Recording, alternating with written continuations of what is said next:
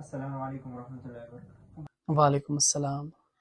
مولوی صاحب، مسئلہ یہ ہے کہ ایک شخص معذور ہے، یعنی ایک ہاتھ سے بالکل معذور ہے، ایک ہاتھ اس کا کام کرتا ہے، دوسرا ہاتھ اس کا کام نہیں کرتا۔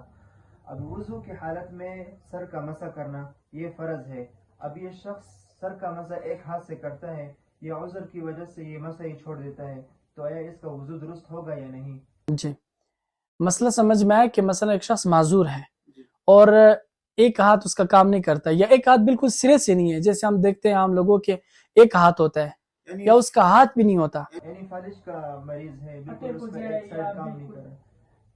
تو اب اس شخص کے لیے یہ ہے کہ مسح یاد رکھے، مسح دونوں ہاتھوں سے کرنا فرض نہیں ہے، مسح دونوں ہاتھوں سے کرنا فرض نہیں ہے، لیکن ایک ہاتھ سے کرنا درست نہیں ہے، دونوں ہاتھوں سے کرنا سنت ہے، دونوں ہاتھوں سے مسح کرنا سنت ہے۔ بعض لوگ صرف ہاتھ پھیر دیتے ہیں کہ سر کے چوتھائی حصے کا مسح ہو جائے گا، ٹھیک ہے مسح تو ہو جائے گا، لیکن اس کو معمول نہ بنائے، بلکہ اپنے دونوں ہاتھوں سے مسح کیا کرے، اور پھر گردن کا مسح بھی دونوں ہاتھوں سے کیا کرے۔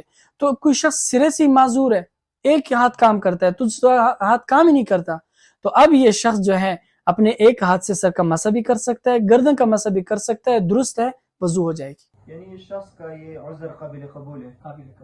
مطلب دیکھو اگر فرض ہوتا تو فرض میں پھر کوئی گنجائش ہوتی یا کوئی اس طرح مسئلہ ہوتا۔ اب دیکھ ایک معذور بھی ہے اور پھر یہ ایک فرض عمل بھی نہیں ہے بلکہ ایک سنت عمل ہے، تو سنت عمل میں بہتر اس کے لیے یہ ہے کہ وہ ایک ہاتھ سے مسح کیا کرے، کوئی اس کے لیے آسانی ہے۔ بڑی مہربانی۔